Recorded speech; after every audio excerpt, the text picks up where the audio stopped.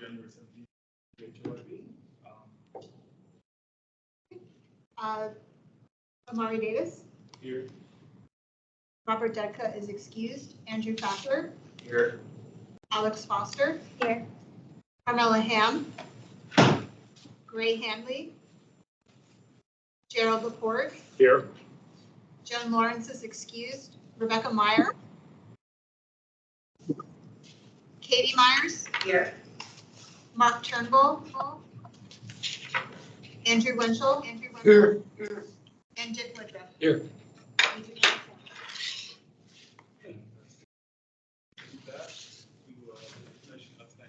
Procedures. And welcome to today's board meeting. So the HRB hearings are provided in a hybrid environment, both in person and streamed online. Members of the public may attend, participate either virtually or in person. Members of the board and members of the public joining this evening, please be mindful of the following. Today's meeting is available to stream via the county website via Teams link. There's also a dial-in phone option for those who wish to use it. Board members, presenters, or speakers whose internet connectivity during today's meeting, please reconnect with us via phone. Just keep your device muted and video turned off so you're called on to speak. Public speakers not sponsoring items on the agenda. Pre-registration to speak online at today's hearing was required. Speaker slips are available at the front of the room for those in the room who wish to speak in person. We're calling you to speak after the presentation of the agenda item. The meeting chat is active for participants who need technical assistance. It should not be used for discussion, public comment, questions about the agenda, or request for more information. All public comments must be shared verbally for the record during this time. All voting will be done by public vote. Lastly, the public forum. Today's meeting will be recorded and posted to the county website. All information associated with today's meeting, whether written or spoken, is subject to the Freedom of Information Act requirements. And with that,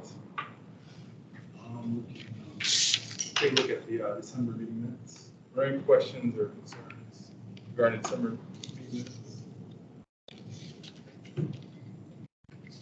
Hearing none, is there a motion to approve? I'll move to approve the December meeting minutes as drafted and distributed. Second. Please call the roll. Mr. Davis. Yes. Mr. Fackler. Yes. Ms. Foster. Yes. Mr. Hanley. Yes. Mr. Laporte. Yes. Ms. Meyer, are you on the call yet? Ms. Myers. Yes. Mr. Winchell. Yes. And Mr. Woodruff. Yes.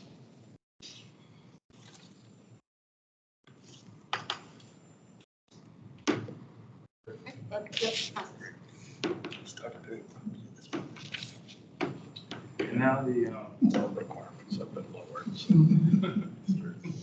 now to the consent agenda. So there are 4 items on the consent agenda. Is there any questions or comments about the 4 items? Any of the 4 items? So they'd like to go on off the list. And again, they're all listed here.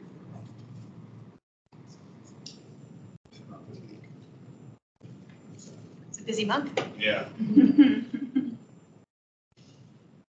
So hearing no comments for the order, anybody move to approve the consent agenda items? I move that we approve the 4 items on the consent agenda in block. Second that. Please call the roll. Mr. Davis. Yes. Mr. Fackler. Yes. Ms. Foster. Yes. Mr. Hanley. Yes. Mr. Laporte. Yes. Ms. Meyer. Ms. Myers. Yes. Mr. Winchell. Yes. And Mr. Woodruff. Yes. It's unanimous. All right. So thank you all for attending, and I'll follow up with you with your chance. Thanks, Michael. Really appreciate it. There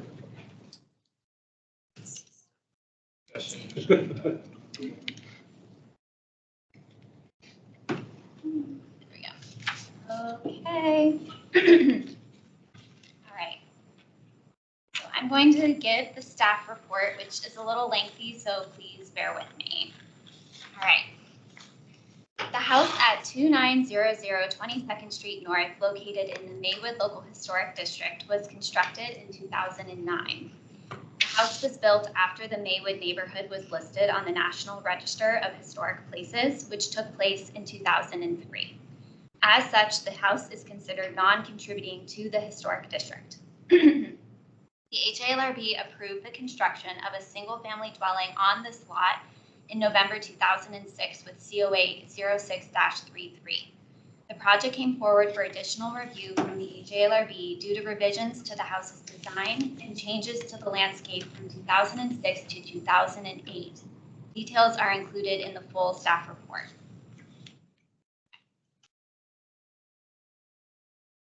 So the current proposal before the board has a few different elements. The application involves demolition of the existing rear deck and stairs and the construction of a new rear deck and screened porch. To accommodate the new rear deck and screened porch, the applicant is proposing to expand the exterior footprint of the house on the eastern side of the rear elevation by 3.3 feet by 3.3 feet. This modest expansion will have an 8-inch CMU wing wall with a parged coat at the foundation to match the existing and hardy lap siding to match the existing with PVC trim. The expansion of the house also necessitates the removal of 4 existing 6/1 wood windows in that area. These will be replaced with a double leaf fully glazed wood door on the rear elevation. The applicant also is proposing to install 3 4/1 wood windows on the east elevation of the house. Let me skip ahead so you can see what's there and then what's proposed underneath. The new rear deck would have composite deck flooring, composite railings, and a new flight of stairs with riser lights leading to a concrete landing at the ground level. In between the deck and the screened porch, the applicant is proposing to install a gas fireplace. The gas fireplace, which would open to the screened porch but have its rear exposed on the deck side, would have a stone veneer. The screened porch would also feature composite decking and composite railings. Screens would enclose the porch and the railings would be located on the inside of the screening. The applicant is proposing to remove the existing door on this side of the house, slightly enlarging the opening and replacing it with a wood sliding glass door. So you can see that here. In addition to the construction of the rear deck and screened porch, the applicant is also proposing to make a new window opening along the east elevation and install a fixed vinyl window. So that is here. This window would be in the bathroom of the house, specifically the shower. The applicant is also requesting to replace the wood flooring on the front porch with composite decking. The existing wood railings would remain in place. You can see that window opening right here. The DRC heard this application at its January 3rd, 2024 meeting. The commissioners did not have any concerns or comments about the proposed demolition and construction of the new screened porch, the new rear deck, or the small enlargement of the rear of the house. Much of the conversations focused on the proposed materials for the project, specifically the request to use composite materials and a vinyl window. Although the DRC members felt comfortable with the overall project scope, they felt that the full HALRB should discuss the appropriateness of the proposed materials. Given that this home is of new construction and non-contributing to the LHD, staff recommend approval of the subject application. The proposed deck and screened porch will be located on the rear of the property and therefore not visible from the public right-of-way, meeting the intent of Chapter 6, New Addition/Building of the Maywood Design Guidelines, which state the new addition should not be prominently visible from the street and should be located to the rear of the house if possible. Ideally, the construction of a new addition would have a limited impact on the existing house, but the proposed rear expansion is minimal and also situated to the rear of the house. Although decks and screened porches are not mentioned specifically in the Maywood Design Guidelines as appropriate for the district, there are existing examples of both throughout the district. Staff considers screened porches and decks appropriate ways to increase the livable space of houses in Maywood, while retaining the porch railing inside of the screen of the screened porch would typically not be recommended as it obscures the banister detail. There are existing examples of screened porches with interior handrails in Maywood as well. Regarding the materials proposed for the project, staff finds most of them to be appropriate. The proposed doors are made of wood, a material that is consistent with permissible materials in the Maywood Design Guidelines.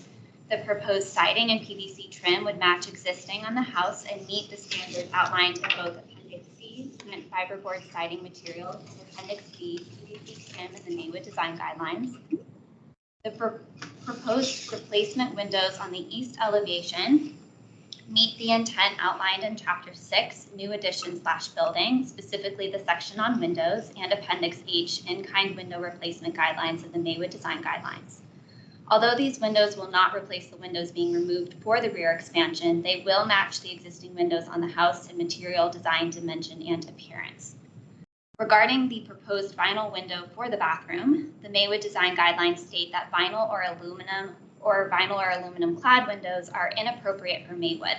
However, there is precedent in the LHD for the use of vinyl windows in specific cases related to high moisture spaces like bathrooms. In 2 examples, a vinyl window replaced an aluminum clad wood and a non-historic wood window that had deteriorated due to high moisture exposure.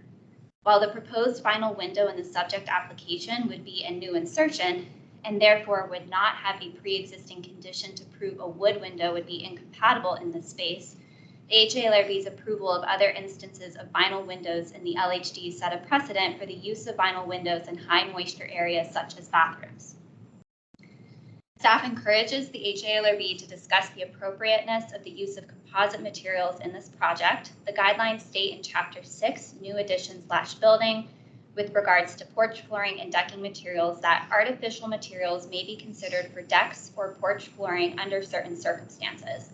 Due to the deterioration of the wood flooring on the front porch of the subject house, it would be appropriate per the Maywood Design Guidelines for the flooring to be replaced with composite materials as long as that material is compatible in appearance with historic materials.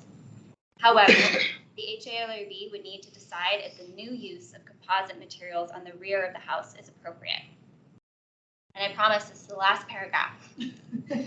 As a point of comparison, other newly built and rebuilt non-contributing houses in the Maywood LHD have incorporated a mixture of composite and wood materials. The dwelling at 2158 North Oakland Street used wood for their railings, handrails, and stairs. No note about the flooring materials used for this project was located. No material details were located for the new dwelling at 3320 North 23rd Road. However, staff did find that during a deck expansion in 2006, the applicant planned to use wood handrails and composite decking, which matched the existing materials of the deck. Additionally, the dwelling at 2326 North Jackson Street used wood handrails and guardrails on the front and rear of the house, but used composite materials for the porch flooring. The house at 3205 23rd Street North used pressure-treated wood on the stairs and handrails, and the house at 2322 North Fillmore Street used wood railings, wood porch flooring, and wood stairs. Since the precedent for the use of materials on newly built or rebuilt houses varies in the LHD, the HALRB should consider both the location and appropriateness of the proposed materials on the subject property. And that ends the staff report. Very thorough. All right, so we do have the applicants here with us, and feel free to add anything to the presentation, or if there's something you would like to say now, or I can point to something on the application here. If there's something you'd like to discuss further, now's your time. Okay, well, folks, I'm Bob Braddock. This is Mark Prisco. We're from Bowers Design Build. Should we move anywhere to be on camera?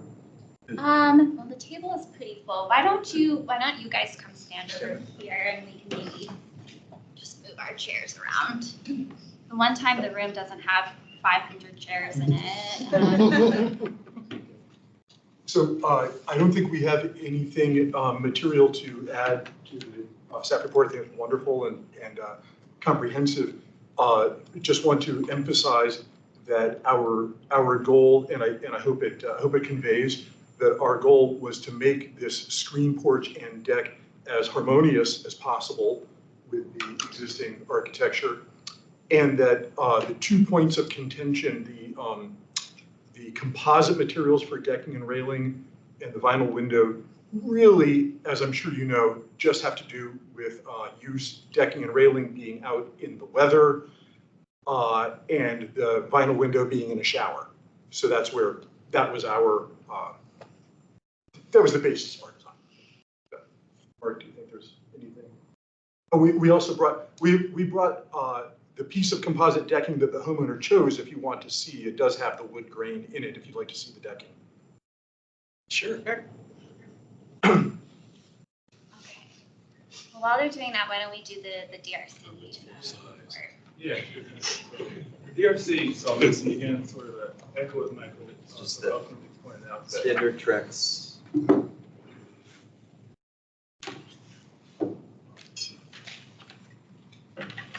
but the DRC, I mean, really, Thanks. I mean, the form and content of the project, we problem. The real issue was whether or not sort of these sort of non-traditional materials used in the house, these locations was appropriate or not, because I mean, there could be some. We just want to get it before the board just to make sure that we're all on the same page, as this is sort of almost a precedent-setting case for certain elements. So that's the biggest thing. And again, it really is mostly the vinyl window in the bathroom, and also the rear deck made of composite decking as a floor, and also the composite flooring on the front porch as well. Since this was not part of the historic designation, how would this set a precedent for other houses that are in Maywood that are and were part of the historic designation? I don't see that it would be a precedent for those properties. Well, precisely. I mean, precisely that fact. Exactly. I mean, essentially, if we were to say, that the composite decking is okay here, it wouldn't set a precedent for those, but it would sort of align sort of the case that hey, if you are a contributing house, then maybe you might be held to a little higher standard, not higher standard, but a different standard, obviously. So it wouldn't be precedent necessarily to sort of put the rules on them, but it would sort of set the table a little bit better, I think. But if I could add something to that, I think it's important for whatever motion to really outline the why it would be okay for this particular case, because I think if the language is vague, that could open up the door for other historic properties that are contributing to utilize this as logic for why they could maybe apply for composite materials. Didn't you say in your report that the precedent had already been established? Well, with the vinyl window, but the difference with that is that the other windows that you all approved for replacement with a vinyl window were either aluminum clad wood or wood windows that were there already and had failed because of their exposure to the moisture of the bathroom. In this instance, it's a brand new insertion. There's no inherent flaw that's being proven by the existence of a window already there. So we don't know whether or not, we can speculate that a wood window might not do well in a shower, but that was the logic used for the past cases. Thank you for that. I was actually talking about the deck. Okay, so with the decking, with rebuilds and new builds, it's a little bit all over the place with what has been allowed by the HALRB. So some houses have wood decking, some of them, only one of them had composite flooring, most of them have wood railings. So that was part of the staff report to just outline what has been allowed for similar situations of houses that are brand new builds in the district. But that's not viewed to be precedent setting, any of that? I think that's probably up for you all to decide. Okay. Yeah. I do think that although this is a non-contributing structure because it was built after the local historic district was designated, the structure tries to fit into the neighborhood, and you wouldn't necessarily know that it wasn't built 90 years ago from looking at it. Okay, so it's kind of, so in a case like this, I think we have to be extra careful to make sure that because of the architecture of this particular structure. So I think we need to do this on a case-by-case basis. If you had a structure that didn't pretend to get into the neighborhood to mimic the historic structures, I think the standards might be a little bit different than this one. And for that reason, the Trek decking on the front of the house bothers me a little bit. It doesn't really bother me back because it's not visible from the street. But, somebody driving through the neighborhood could say, oh, there's a historic structure with a Trek deck. Okay, and particularly with the wood grain Trek deck, we've discussed these before. They don't look as historic as without the wood graining. So that's. But we wouldn't want to discourage the building of a house that fit in. No. See, you're basically saying if you build a contemporary looking house, you can do what you want with it. But with this house that tried to fit in, we're telling them they have to follow as if they were an old house. I think that's right. Okay. That's my opinion. Okay. I do just want to make one note to add it to the conversation, one point to reiterate about the composite decking on the front, because your point is well taken, Jerry, that it's more visible and it's a little bit more, there's more of a tactile interaction with people coming to the house because it's on the front. But the Maywood design guidelines do have language in it that would allow the use of a composite flooring decking on the front because there's an inherent flaw to the wood decking there because it has deteriorated. So that was one part of the design guidelines outlined in the new build section. I think in the past, I'm not sure on the deck, but at least on the walls that have hardy plank, we've specified that not to have the wood grain. That is correct. So we could adopt the same standard for the front of the house here, I think, to specify that the front deck not have the wood graining on it. I don't know if the Trek has that or smooth. So you prefer it without the wood grain? That's what we've said in the past. So that it isn't trying to mimic being old? I'm sorry. I mean, so that it's not trying to mimic the wood, so you can tell it's Well, old not wood doesn't I mean, I know, look like that. It So doesn't that's- look That's like why wood in the all the past, time. we have specified that, the modern wood graining, although I think this is safer too, because it doesn't get as slippery. So Yeah. that's one of the reasons why I would hesitate to adopt that standard, because people put this in because it's safer, and I don't. Yeah, flooring's not the same as siding. That's right. So I think I would not specify that just for the safety reason. Is this the same dimension as what's being contemplated? For the front porch? Yeah. No, I believe it's a little wider. Yeah, I believe the front porch is tongue and groove wood 1x4. There's a. Right, that's more typical. Is that what you're intending to use? We were going to use the 6. Do you recall if Trex offers that in the? They do. There are different lines, like TimberTech offers like a 1x6 and a 1x4. I don't think Trex, and they have different lines, different price points. Some of them offer that. We'd be willing to look for one, if that ended up being the consensus, we'd be willing to look for one that's. I'll just say that I think most of the porches, the front porches in Maywood that have wooden decks are 4-inch. You can tell though what they did with the risers though is a solid piece, which is. Yeah. So Is that wood or is that? That's wood also. They used tongue and groove on the porch proper, and they used a solid riser. It's not rotten. That part isn't, plenty of it on the porch actually is, but I'm surprised that, in fact, for all we know, it's a different wood, we can't tell because of the paint. I mean, we've never cut into it or anything. So you plan to just replace the flooring, not the riser? Well, the risers, yes. I'm sorry, not the riser, but the Just the treads. So the deck flooring and the treads, so it'll all match. And I think we've allowed treads to be replaced with synthetic material, right? So many houses have had rotten treads.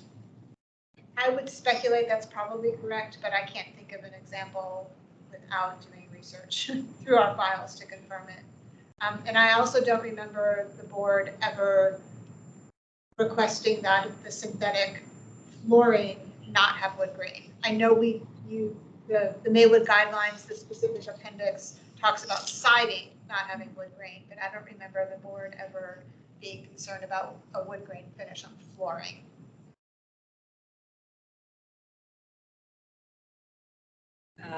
Personally, I think because it's not a contributing house, and because the instances they want to use the materials that aren't always typical are for reasons that are important. The moisture in the bathroom, and then the wear on the treads.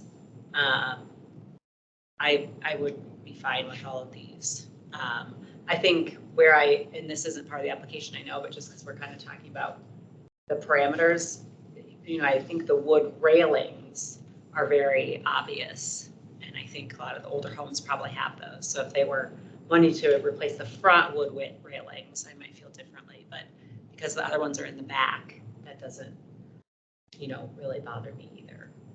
Those railings are staying. Yeah. But the back ones are being replaced, right? Yeah. And because those are in the back is why I would do with that. So I think, if it were a contributing house, if it was front railings we were talking about, if it was a window that wasn't a high moisture area, I think those are the reasons I would feel differently. But because, it seems like they're pursuing these materials for really good reasons, and we probably should let them build the house, to withstand these issues. So, Mr. Chair, I would just advise that depending where the conversation goes, as you all draft a motion, to make sure that you're providing a rationale for specific elements of the proposal. Okay. Is there any discussion, so fully understanding and appreciating that it's a non-contributing house, but for the new window in the bathroom, the reason that it needs to be vinyl is because it's a high moisture area, but it's a new window. Was there any discussion of, do we allow the new opening, given the material that it would have to be? That's up for discussion. Yeah. Because I think that if we're worried about setting the precedent, it's not like we're taking a window that is now going to be in a high moisture area. We've created the high moisture area and we're adding a new opening. So I don't know. I think I should go either way on it. If it were contributing, I would say no, flat out. But because it's not, I could be persuaded either way. I don't know if anyone else. This is for a new bathroom. It is. So if it's a new bathroom, we're not creating the high moisture. We have no jurisdiction over whether or not there's a high moisture area. But it's a new opening. The opening doesn't currently exist. So we're putting the bathroom there and we're putting in a vinyl window. You're correct, Alex, that the interior bathroom is not under review by us. And if there's an interior, it seems appropriate to allow an opening next to a bathroom in that context. At least it doesn't seem inappropriate to me, but in terms of whether it should be vinyl, because I guess it does set a precedent because it hasn't failed.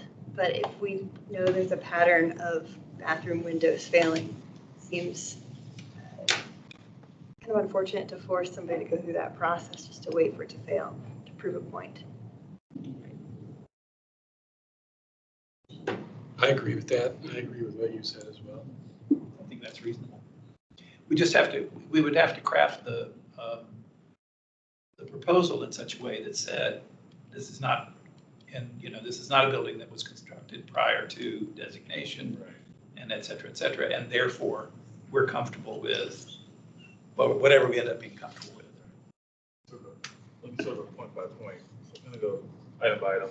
And we don't purview this, but I'm curious though. Are you planning to paint the tracks on the front, the decking on the front?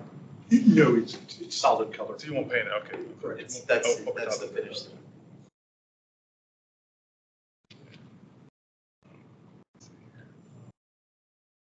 Any comments? Well, could we see the photo of the house? Yep.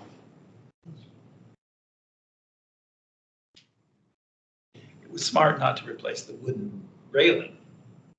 Yeah. It's a nice railing. Yeah. Very period appropriate. Yeah, yeah, and it The hasn't basic- failed.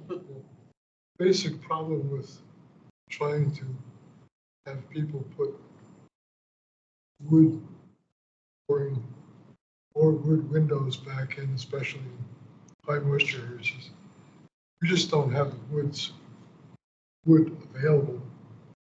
It's not resistant anymore. And it's been locked up,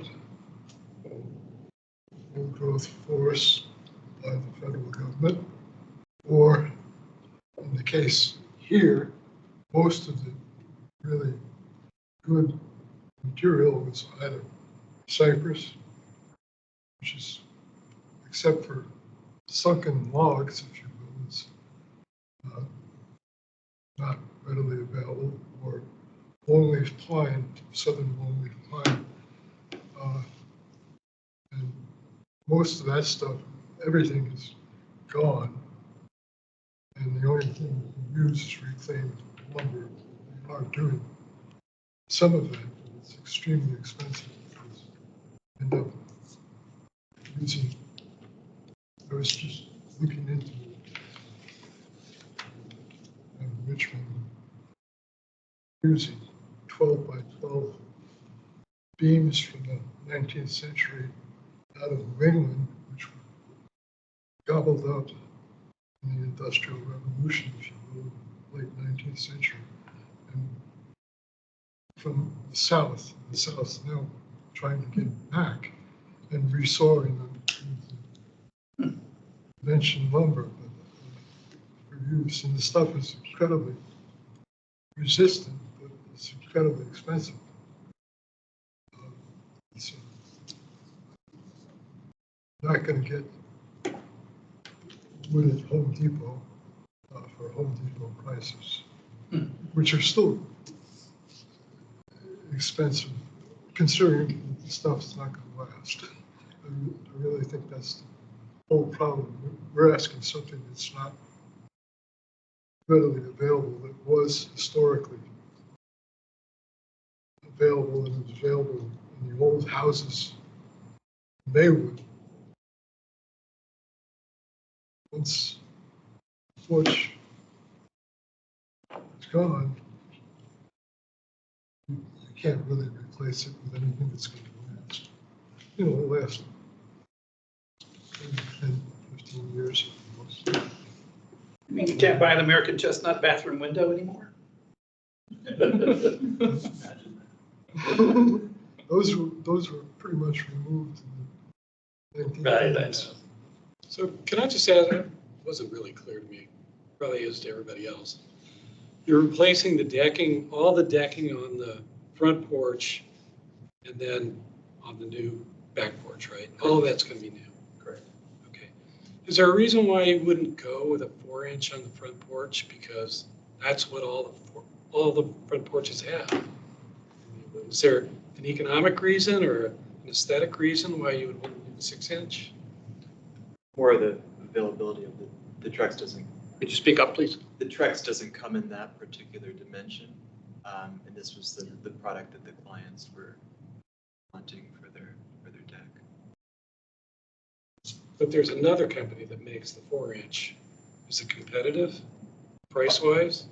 I actually don't know, because your two biggest competitors are Trex and Timber Tech. They're like the Coke and Pepsi of composite. And this one is Trex, and it does not have the 1x4 or the 5/4x4 in that line. But each of the competitors offers different price point. They have their high end, they have their middle end, they have their low end. And one of them has a 5/4x4. I just can't say which line it is, what it costs, whose it is. We would be willing to, if that's the determination of the board, we'd be willing to go for something like that and then have the client pick from that line. You know, they have to pick whatever color it's their home. But pick from that line. Different lines offer different colors also. This just happens to be, out of the ones that we showed them, they liked that.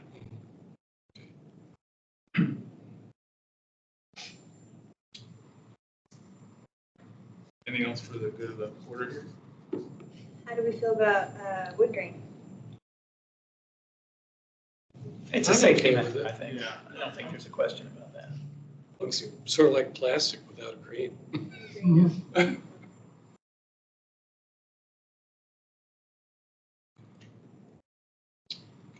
Well, I'll throw out what I was sort of thinking about earlier, what the draft motions here, I'll put it away. So, and it's, and it can be massaged and corrected here, but, so it's a little bit lengthy because again, everything's sort of enumerated out sort of item by item by item. And then we can go in, and also if we wanted to discuss the use of a more historical dimension for that front deck, we could also do all that as well. Does that make sense? But anyway, here it goes. So I move that the HLRB approve COA 24-01 for alterations to the non-contributing house constructed in 2009 at 2900 22nd Street North, in Maywood Local Historic District. The project consists of the following elements: demolition of existing rear deck and stairs, and construction of a new rear deck and stair and screen porch. And for that, I might add, okay, let's go there. And then number 2, expansion of exterior footprint of existing house to accommodate new rear deck and screen porch, given these alterations will be on the rear of a non-contributing house. 2.3, use of composite deck flooring and railings on the new rear deck and screen porch, given that these materials will be on the rear of a non-contributing house. 0.4, new wood doors on the rear elevation and new wood windows on the east elevation would be consistent with principal materials in the Maywood design guidelines. And 0.5, creation of a new window opening to be fitted with a vinyl window on the east elevation in the bathroom, given that the window's material was selected in response to its location in a high moisture location. And this complies with precedents in the local historic district to allow the use of non-wood windows in select circumstances, such as bathrooms. And 0.6, replacement of wood deck flooring with composite flooring on the front porch due to failure of the current wood decking. And then this complies with, again, with the material selection of Chapter 6 and new addition/building of the Maywood design guidelines. So it's, again, 0.6, and again, it's approving the demolition in the new rear deck and stairs, expansion of the footprint of the house just to square things off, use of composite flooring and railings on the rear, the new wood door and new wood windows, and the creation of a new window opening in the new bathroom with the vinyl window, and lastly, replacement of wood deck flooring with composite flooring on the front porch due to failure of the current wood decking. Mari, on number 5, I would just say, go ahead. May I ask a question? On number 6, could we add treads? It's the decking, but the treads should match. Oh, okay, yeah, we should. It would be weird if they didn't. That makes sense. Yeah. The replacement of wood deck flooring and treads. Thank you.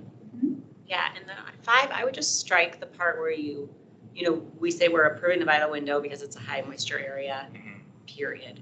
I don't think we need to mention a previous precedent or, I think we take these on a case-by-case basis. I think when we were saying like, we don't want to set a precedent or we have set a precedent, like that's just kind of a loose term, but to put it in the motion, I feel like sets a precedent. So I just don't think we should say that we're following some sort of precedent that we're not. I think you can just strike that and not have it at all. It's only based on the high moisture area. Or even add in the non-contributing structure, like to really tie the two But you together. put that at the beginning, didn't you? Yeah. It's in the beginning of Yes. the So just a reminder, we do need a second to the motion, so you can read it.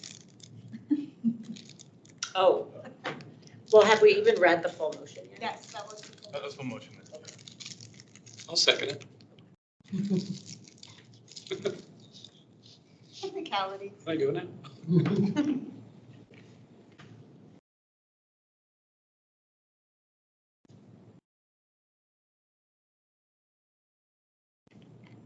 Do you want to maybe reread section 5? Yeah, so let me read. So creation of new window opening to be fitted with a vinyl window on the east elevation in the bathroom, given that the window's material was selected in response to its location in a high moisture space, period.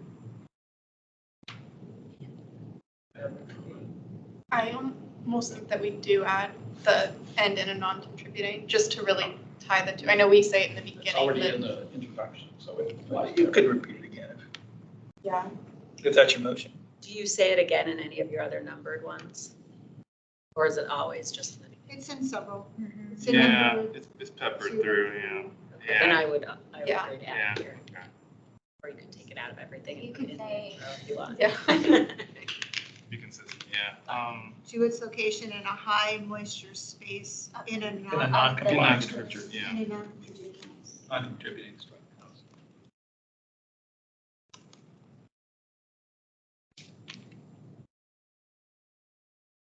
Yeah, commentary, sorry. Yeah, until Bush posted the photograph here, I was not aware that this was a corner house, okay?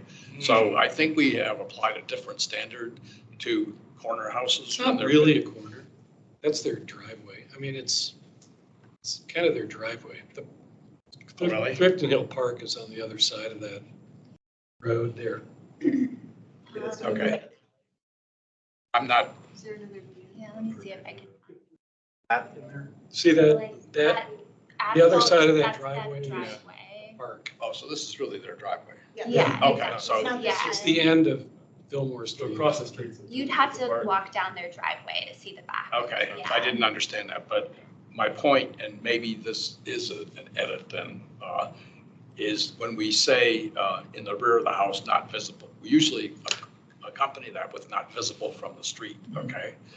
Right. Because that's the reason we do it. And so I think we should include that language here because it looks like from the previous photograph, I was going to say, oh, this is not, whenever we've had corner houses, we've applied a difference. The rear of the house isn't enough. It's still, if it's visible from the street. So I think under number 2 then. So the expansion of exterior footprint, the existing house to come in new rear deck and screen porch, given these elevations will be on the rear, will be on a contributing house. Will be on the the- non. Will be on the rear of a Rear, non-contributing non-contributing house house. and not visible from the street. From the public street. You know, I always actually wonder, can you walk down there to go to the path? I do You sometimes. wouldn't really need to, because the path It's right here. starts Yeah. right about at the corner of that photograph. That's not perfect. Yeah, I have it all. Need a second, please. We had a second. I'll re-second. All Same right. with the order, okay. So any other discussion on it? Any other comments, questions? I'll just make a comment, and it's just not with the force of any authority, but I would urge the homeowner to consider a narrower deck piece.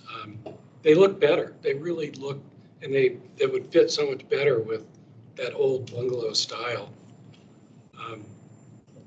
You know, if the price is right and you can find that color, and it would really, anyway. It's reasonable. With that, please call the roll. All right, please say yes if you support the long motion as proposed. Mr. Davis? Yes. Mr. Fackler? Yes. Ms. Foster? Yes. Mr. Hanley? Yes. Mr. Laporte? Yes, Ms. Meyer? Yes. Ms. Myers? Yes. Mr. Winchell? Yes. And Mr. Woodruff? Yes. That is unanimous. All right. Thank you both so much for coming and for Yeah. answering our questions. Well, It's thank much you. appreciated. And don't forget Don't your forget your- examples. Thanks.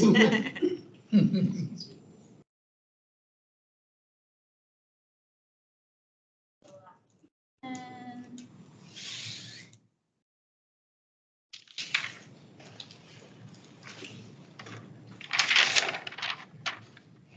next is actually the HOAs. Okay.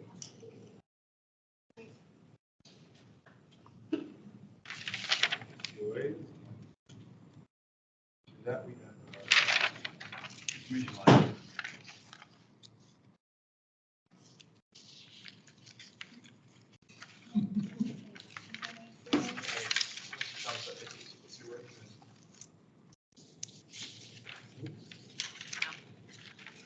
All right, there you go. Next.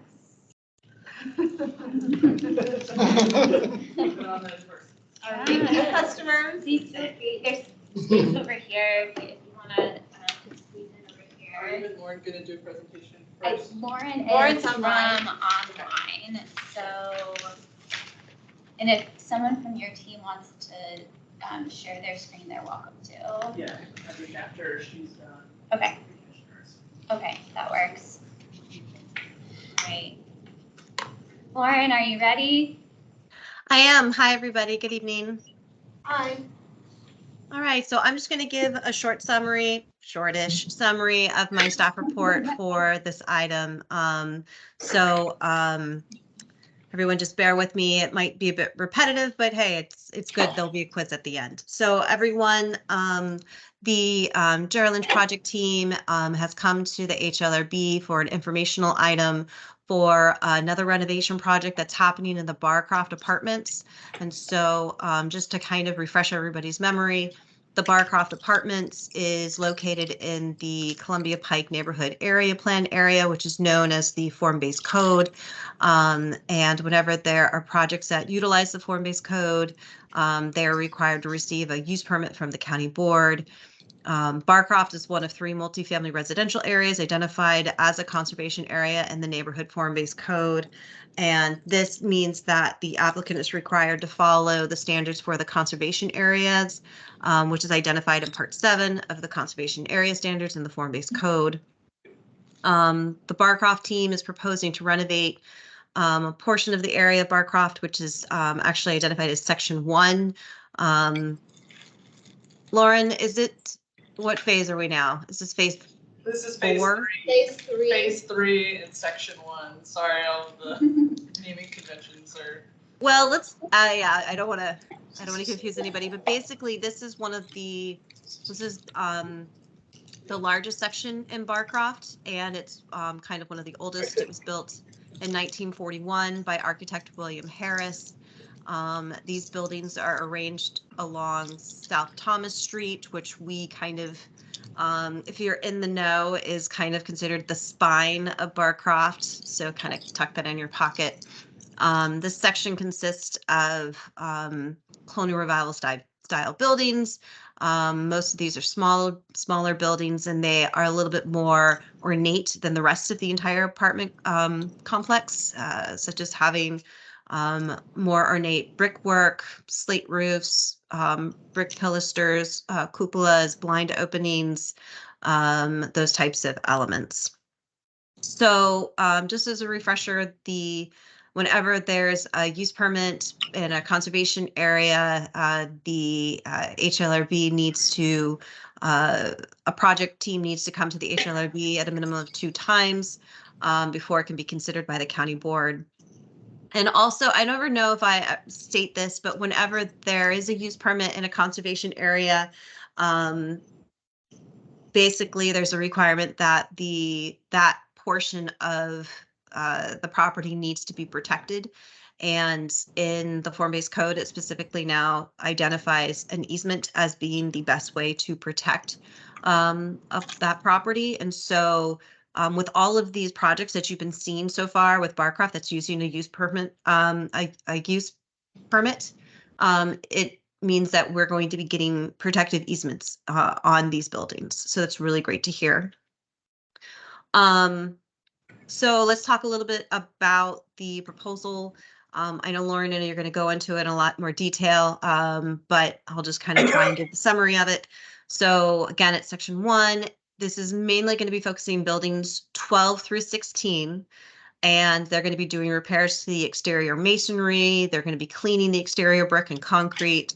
They're going to be removing and replacing the steel sash basement windows, existing mechanical systems, non-original light fixtures. They're also going to be focusing on areas in where the Mechanical systems need to be removed. They're going to be putting matching brick back in. They're going to be repairing slate roofs, replacing flat roofs. They're going to be repairing and painting other existing exterior elements such as metal railings, non-original shutters, doors and frames, and corroded metal lintels. They're also going to be creating a new opening and extension on building 16 to create new accessible entries, which will take the place of an existing blind window. They will also be adding an ADA ramp to these entrances. They're also going to be adding outdoor amenity spaces and landscape improvements. They will be adding new entry canopies above the 2 accessible entrances located on building 16 to meet the Virginia housing requirements. Which Lauren, please go into more detail on that. And then also they will need to be cladding existing exterior wood trim. They'll have to clad that with vinyl or aluminum cladding, again, to the Virginia housing standards. So majority of the proposed scope is consistent with the Secretary of Interior standards for rehabilitation, as well as the conservation area standards that are identified in the neighborhood form-based code, except for the replacement of the basement windows, the covering of the wood elements, and the installation of the canopies. So this did go to the design review committee during their January 3rd hybrid meeting. There were questions by the DRC concerning, is there going to be a loss of trees? And the project team said no. What is the material of the proposed canopies? It's going to be metal. How accessible will the walkways around the buildings be, as well as to the outdoor gathering spaces, which the project team said that in the gathering spaces closer to the building 16, that will be more accessible around that area. And there was also a question if there was consideration to also adding a window by the new doors that are going to be the new entryways, and it was considered maybe too busy to do that. So that's one of the reasons why windows aren't being considered around the new ADA accessible entries. So going into staff recommendations, we basically don't really have any issue with majority, again, of the proposed scope, because majority of it follows the conservation area standards as well as the Secretary of Interior standards on rehab. However, the removal and the replacement of the steel sash windows, as we stated, those are not, it doesn't really, the 4 things that don't really follow these standards, we kind of look at it as it's like a lesser evil type thing. You know, the removal of the windows and replacing them with vinyl, you know, these are going to be a minimal change, and the original window configuration and the fenestration pattern will be the same. We feel that the new openings and the extension to the side elevation will not affect the overall design of section 1. And although we'll be losing a blind window, we see this as a way to adapt building 16 for current and future residents, which we think is a good benefit. We also recognize that the cladding of the existing wood trim and the installing of the canopies is a requirement that Virginia Housing is going for, but we see this again as minimal changes to character defining features. The wood trim will be repaired. It will still be there. It's just going to be clad. And so we figured, again, it's a small thing if it's necessary, if a waiver is not permitted by Virginia Housing to be able to do it. Though concerning the canopies, we did want to state that we appreciate the simplicity of the metal canopy. And we do think that it's appropriate to, to have them if it's necessary. We do hope, though, that the HLRB considers the overall design approach for the canopy. We've been talking about the canopy designs and kind of going back and forth. We really do feel that the traditional aesthetic is what has been preferred by the HLRB, and it's been approved by the county board in the past. So we really do kind of would like to kind of keep sticking to that just to keep things consistent. And we are just kind of hoping that we will eventually hear something soon concerning the waiver. So other than that, we are kind of feeling like we've seen these projects that the Chair Lynch just provided us, and we feel very comfortable with what's being proposed. And we think that even the changes that are happening with the new entrances for the ADA units.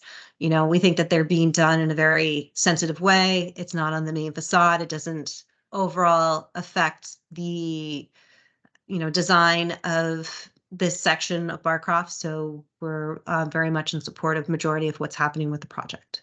So that's my summary. Sorry, I'm kind of jumbled a little bit, but I know Lauren, you'll take it away, a shortened version, I think, of your presentation.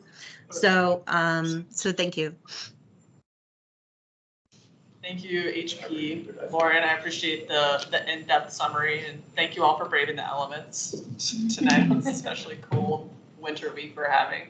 For the record, again, my name is Lauren Riley with Walsh Coetzee. We're land use attorney representing Giant Lynch for these projects. And in the room with me tonight, I'd like to introduce you to Tom Liebel with Mosley Architects, or the architects for this renovation phase, and Radhika Mohan with Giant Lynch. And then we've got other members of our design team on as well. I see Sarah Monish with Traceries is here, Jeff Krebs with Bike, our civil engineer, is here, and Chelsea Thomas with Mosley Architects, Atlas. Okay, we've got the whole gang on. So if you have questions, you've got the whole suite of us here. And I'll give another short-ish overview, just highlighting a couple items of this renovation phase that are different from the previous scopes. We could go to the next slide.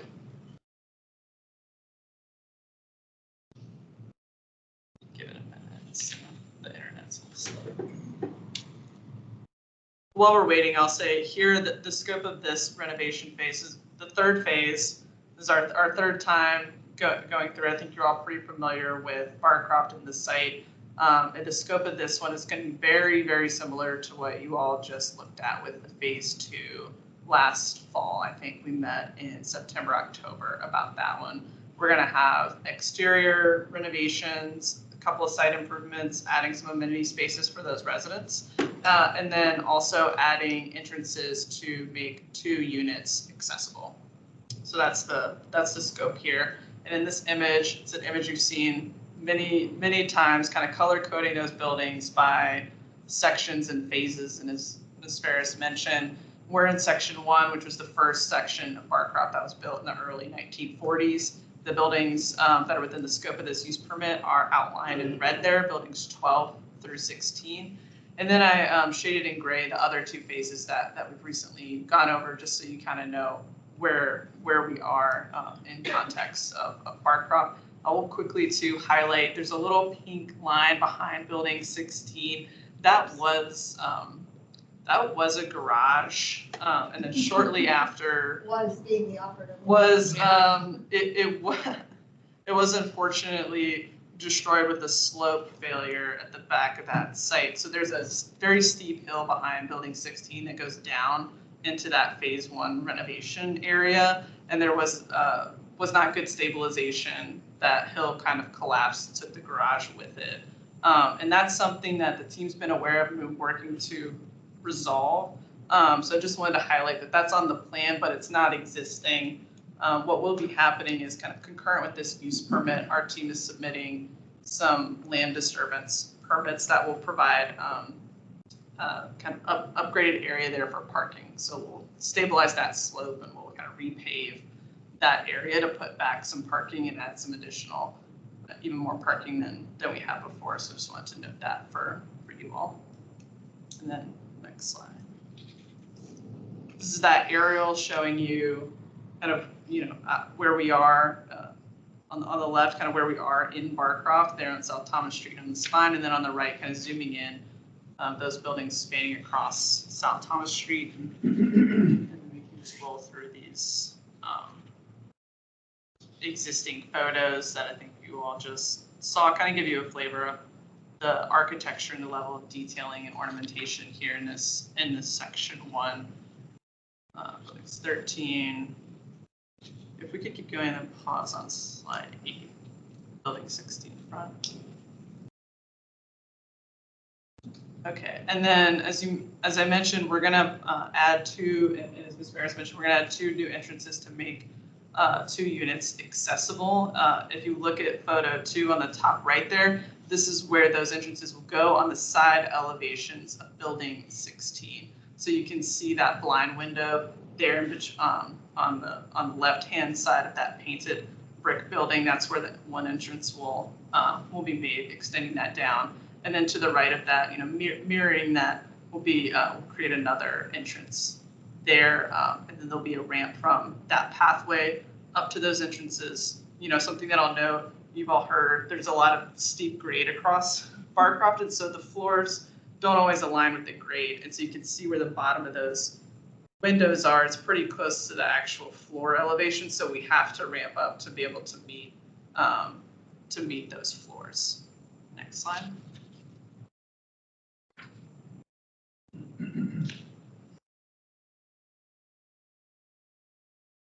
Keep going to this. All right, so here's the summary. Yeah, that was a summary of renovations. I won't belabor. Ms. Ferris went through kind of the full list of it. Extremely similar in scope to the most recent renovation phase you all looked at.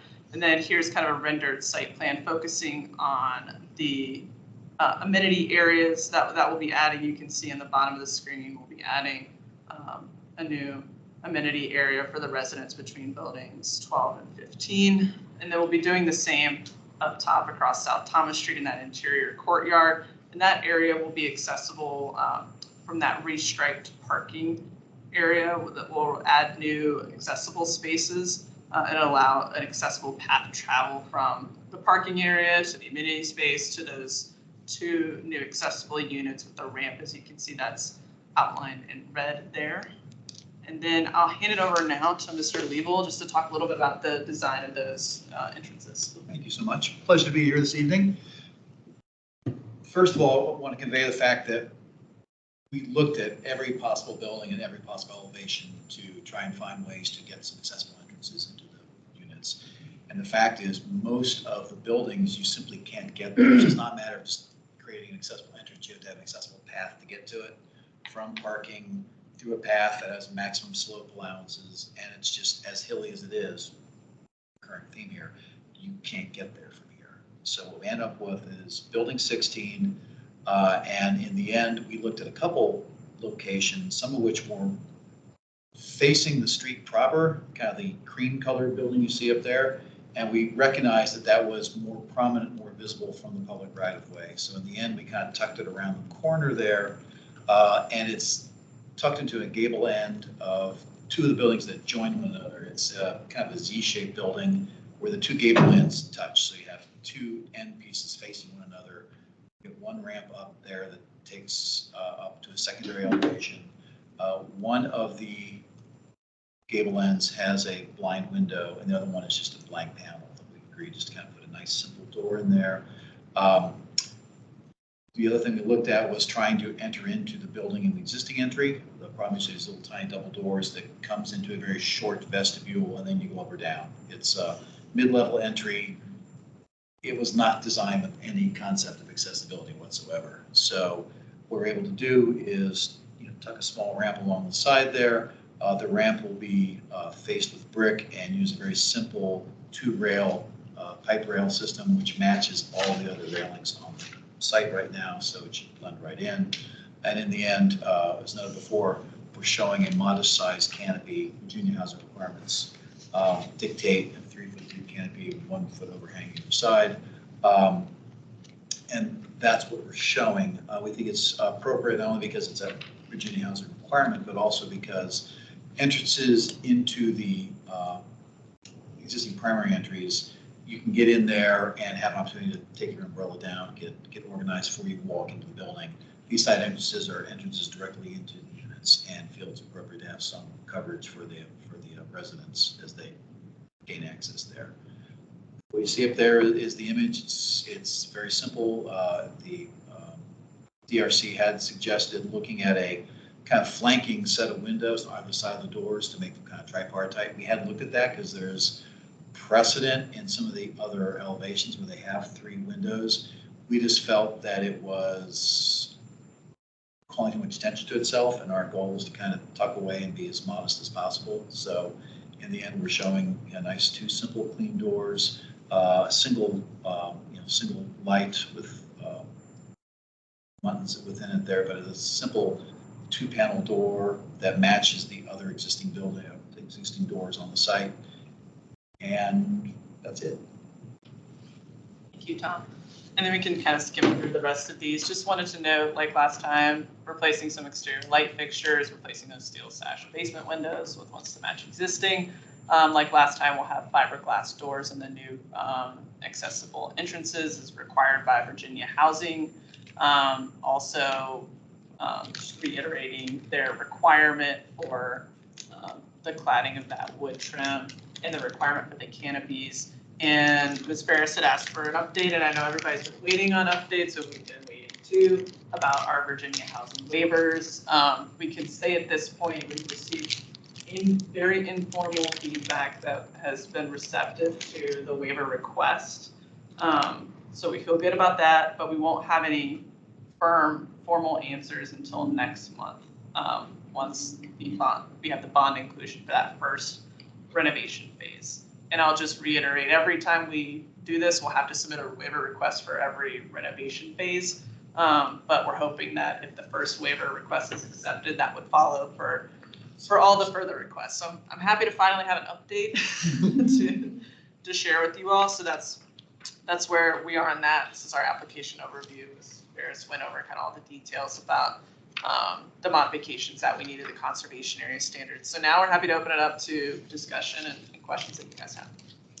Before I just wanted to remind everyone that we had that one written comment on this that I sent an email. So I have it pulled up if anyone wants to have it read out loud. I can do that, but just a reminder, there was one comment.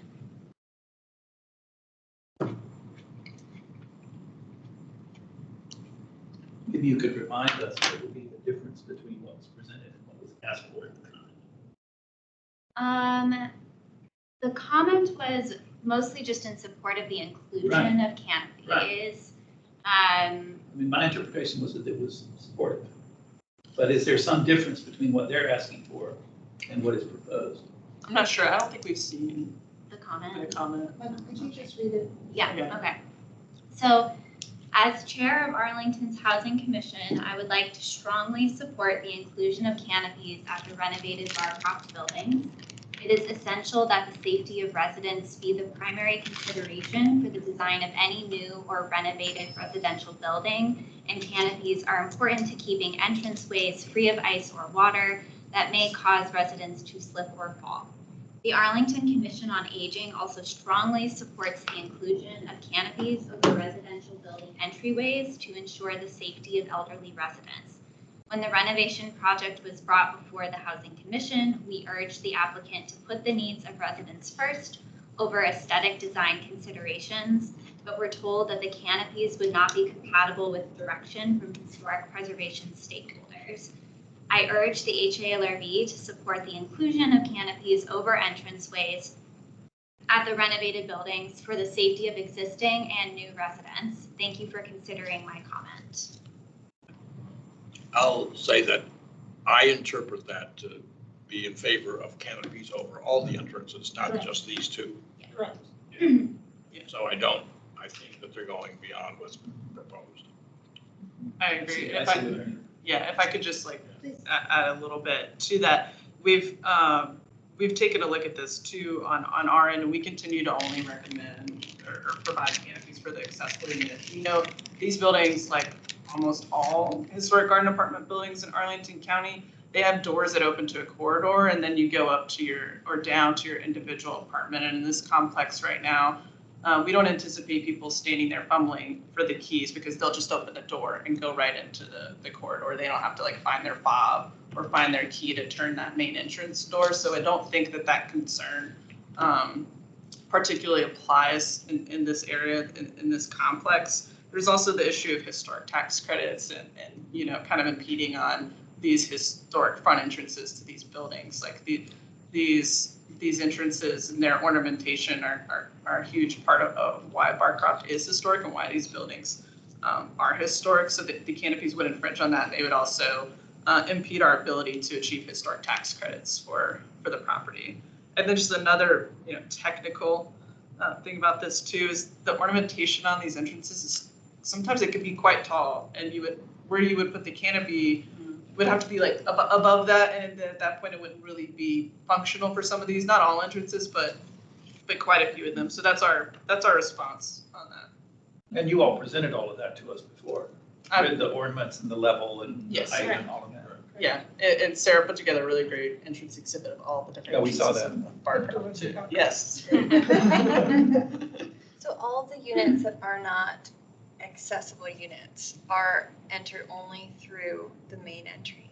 That's correct. On the back of the buildings, there are some individual entries. Is it worth considering putting, but will those be key fobbed or how will those be?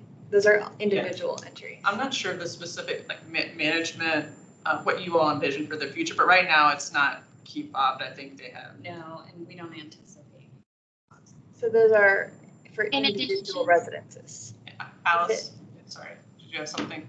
Sorry to interrupt. In addition, any entrance that has an exterior direct entrance can also be entered through the main hallway. So it's not, there's two doors to those units. It's not only through that direct entrance to the exterior. You could also, you know, if it was raining, for example, you could come in through the main hallway where there's a covered, you know, an enclosed vestibule corridor. And it really depends on where the parking is too. I mean, people are gonna find the most direct path of travel in inclement weather. So if the parking is close to the back, they'll go in the back or they'll go in the front, like Alice said, if they want to avoid. It seems that as long as there is a way to enter, each of the units has an opportunity to enter in a covered environment. It seems to achieve the goals of the comment. Concerns? I agree. I would agree. I don't know if that made its way to the housing commission. I don't know if next time you go to the housing commission, if you point that out. I think your explanation to me made a lot of sense. Reinforce that with housing. Yeah. Yeah, in fact, I think it would be good to tell the housing commission that we had this conversation and pay attention to their letter and think that you're complying with safety. That'd be great. And I don't know to what extent that will be reflected in the letter that you all submit. Will be in the minutes. The minutes, okay. Might also consider saying something that historic preservation is not mere aesthetics. I did pick that up. Yeah, it's not just. I mean, there's more to it than aesthetics, as we all know. The full comment will be in. But in a nice, you might say that, in a nicer way than they said it. Just the way I say. Well said. Is there anything else, any feedback on the new entrances or site improvements or anything? I think as required by the form-based code, we have to be back before you all again. So. Oh, goody. Same time next month? Same time next month. So, if you have any feedback, we can, chew on that between now and then. Otherwise. We'd be repaving all of the walks, I guess, on site, sort of as a typical thing, or will it really like a case by case basis? Yeah, It's case by case. We're looking where the paths are beaten up, or there's significant cracks and shifts that will be repaired. But we're trying to preserve as much of the existing material there as possible.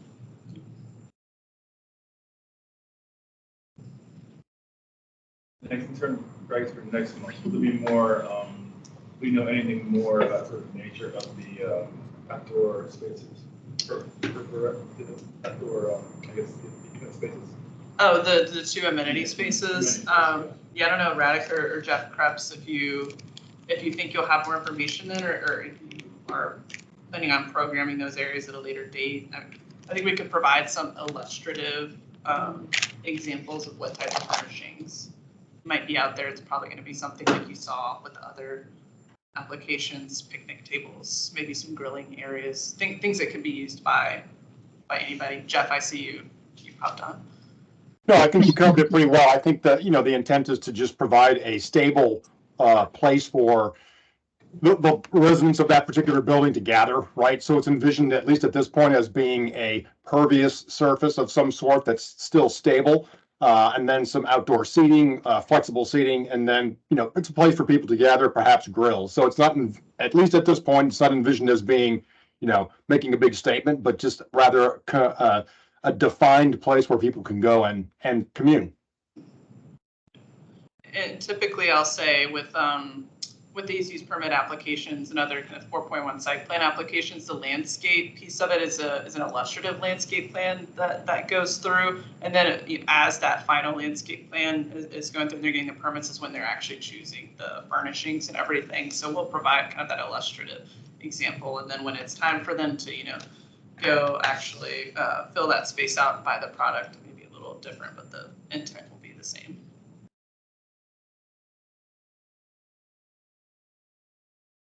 Anything else? With that, thank you. All right. Thank you. Thank you guys very much. We'll see you next. Yes, Are you Mr. coming to DRC next month? I don't, I'll leave it up to you. I don't think there's a need to come back to DRC unless there's I kind of think in the- feedback for us to. The last phase that you all reviewed, it came to DRC, HLRB, because there wasn't a lot of feedback, you skipped DRC and came back to the full commission. So Okay. unless you all radically change things in the next 2.5 weeks, I think we could probably do the same if you're comfortable with Yes, that. that works for us. Skipping We love you DRC. guys. So we can be in touch for any next submission. Perfect, sounds good. Thank you all. Have a good night. Stay warm. Thanks for bringing the whole team. Thank you. Thank you, everyone. Thank you for joining us.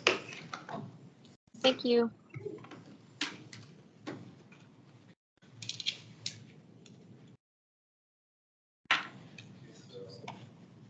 Moving along, next is the chair's report.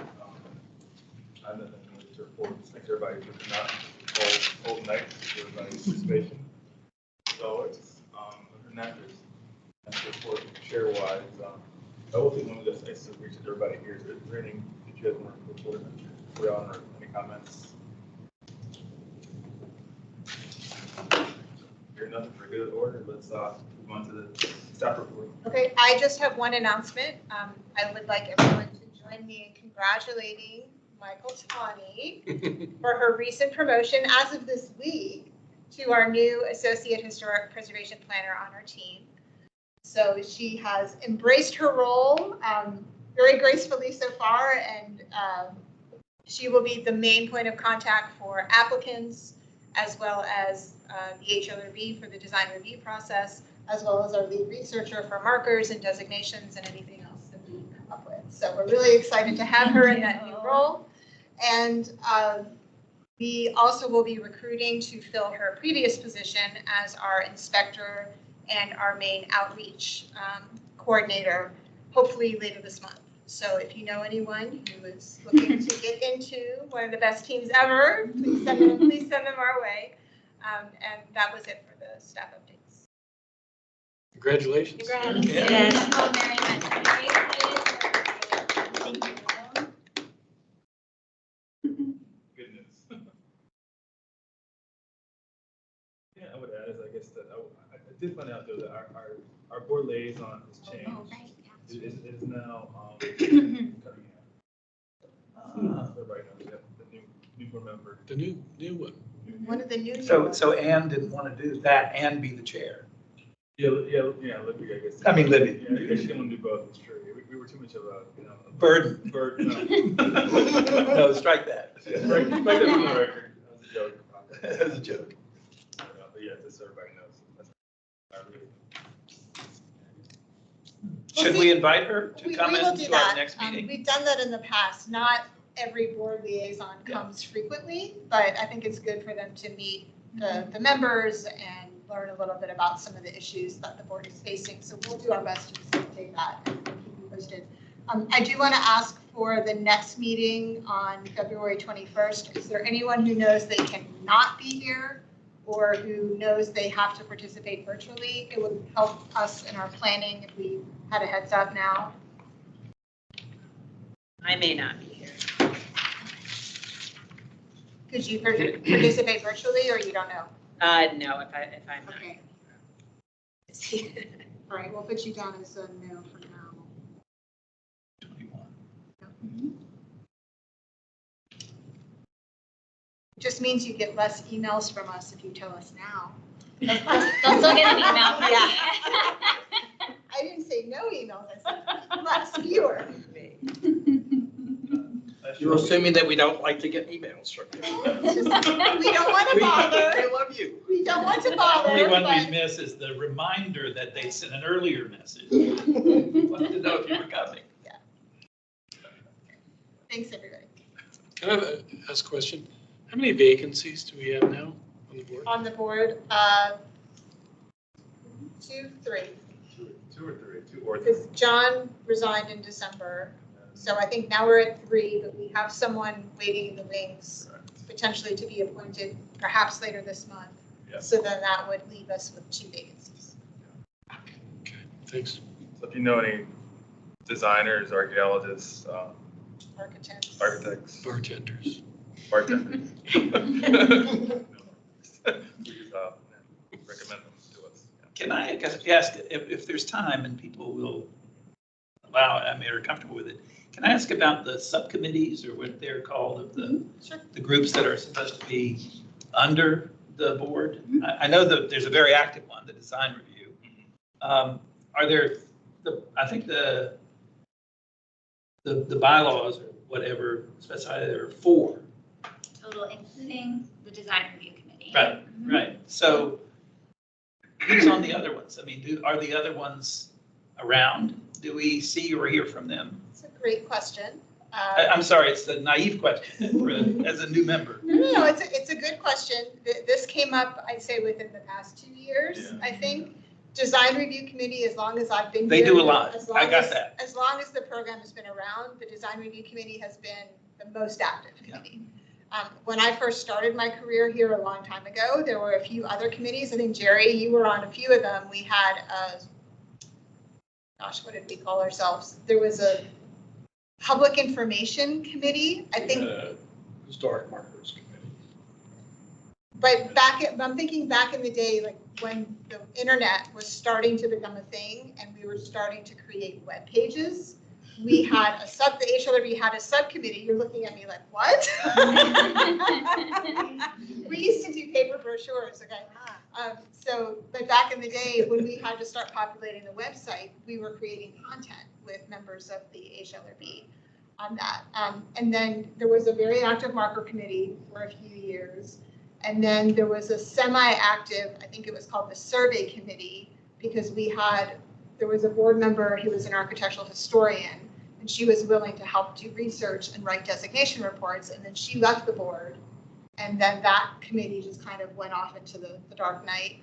And then nothing really resurrected until, I'd say, the past 2 years, when other members who are no longer on the board were talking about reviving some of these other subcommittees. And I know when Serena was still here, we had a kind of informal marker committee, and both Jerry and Carmela had volunteered on that. And so they were taking a first pass at marker drafts before we brought them all to the full board. And that's pretty much the summary of. We had a committee to sponsor the annual Historic Preservation Awards, but that was terminated. And then it was that program was adopted by some other commission, and they have a historic preservation category, but that's not very active. In the current, mostly they choose modern built. They love modern buildings with modern additions. Okay, and I haven't been too involved in that in a few years. I've just read the press releases, and it's not what it used to be. I mean, it's a different group of people. Did they announce new winners? I'm sorry. Did they announce new winners? Oh, they haven't, but in the last few years, Okay. I've looked at the selections. Is that the one where you send in an application and you attach? Yes. Well, those are all new builds, aren't they? No, there is. Not always. There's a category for historic Really? preservation, but Well, I agree with you. It looks like they're only doing, kind of creative new builds. Yeah, I know, because I nominated a historic preservation project and they dismissed it. Stratford got Yeah. one. They really are, they love Got one. new I and don't think modern. they have yet. I know Stratford did. I think it just happened. Oh, really? Yeah. So what's in the bylaws? Do these 4 committees exist in the bylaws then formally? So the bylaws, I have them up. So the 4 committees that are in the bylaws right now is the design review committee, the historic marker committee, which we just talked about. Then there's the survey and research committee, No, that's what's in the and then the outreach committee. outreach, okay. But does it explain what the outreach? It does, yeah, I can go into it. So the outreach committee, I'll just read the whole thing. So it says, shall, as requested by the HPP staff, provide ad hoc assistance with specific proactive educational and outreach activities associated with various programmatic initiatives. So the way I interpret that is that that committee would help staff with any outreach activities they're undertaking. You know, we could have had that been active if people were interested for the plan update and helping us with engagement related to that. And our goal moving forward is to have quarterly events, so that committee could help with those events. But I'm not interpreting that as the committee comes up with ideas for how to do more outreach, although I'm sure that that would be welcome. But I think its purpose is to really support HP staff with initiatives they're taking on, yeah. Well, it just strikes me that the board is strong. We've got some really good people on the board. You know, maybe we could, now that we have a new plan or the plan's been updated, we've got the Langston plan, the this and that. There's kind of maybe this is a time when HLRB could become more active with staff to, I don't know, to actually move some initiatives forward so that the value of historic preservation is made more clear to the community. I mean, if we're not even recognizing, you know, a historic preservation that's been gone, that's really outstanding, right? I mean, that's one thing that could be done, is to try and do some kind of a recognition of people who've gone the extra effort to preserve something or to make a historic site.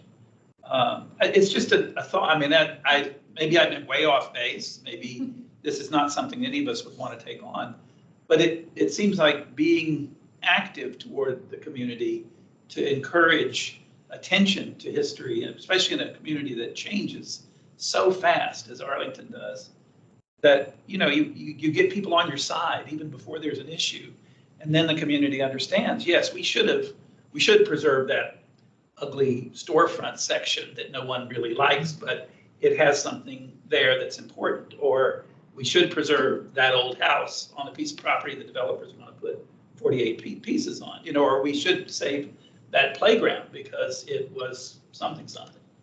I don't know. I mean, the people around this table know so much.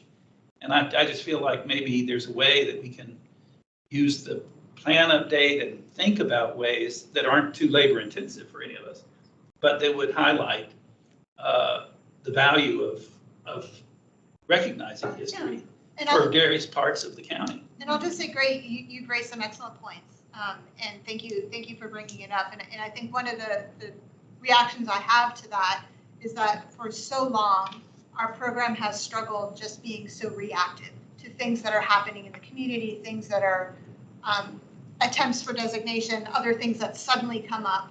We're always reactive. And the new plan that got adopted in November and updated really is trying to shift that so we can be more proactive.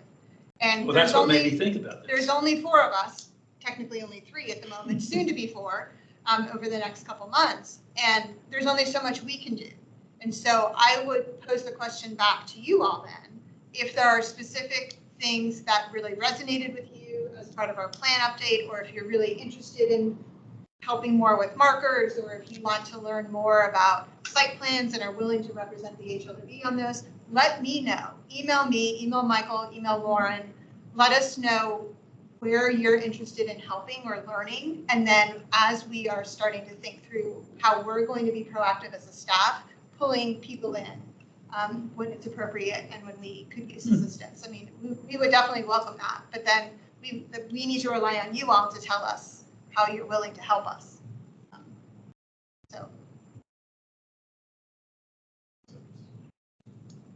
And then we'd be putting some, or you all would, with our help, be putting some actual concrete program behind the statements that are in the plan. Yep.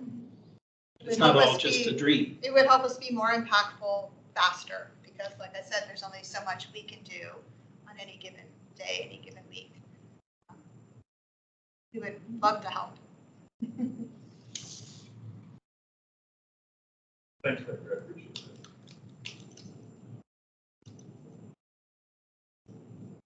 So we have something to think about. Yes, please. You have homework. Go back and look at the plan and see which Okay. part you like. Study the plan. Yeah, exactly. That's our assignment. With that, class is dismissed. Thanks, everybody.